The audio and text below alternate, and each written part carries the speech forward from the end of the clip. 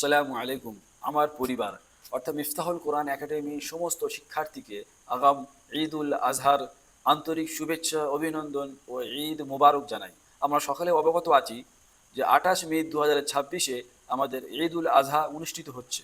সেই উপলক্ষে মিফতাহুল কোরআন একাডেমির সমস্ত ক্লাস 27 মে 2026 থেকে 31 মে 2026 পর্যন্ত আপাতত বন্ধ থাকবে এবং 1 জুন থেকে আবার যথারীতি ক্লাস শুরু হবে ইনশাল্লাহ, এবং 3 মে থেকে নতুন অ্যাডমিশন শুরু হবে ইনশাল্লাহ। ভালো থাকুন, সুস্থ থাকুন, নিজের পরিবারকে নিয়ে ঈদ যাপন করুন। আসসালামু আলাইকুম।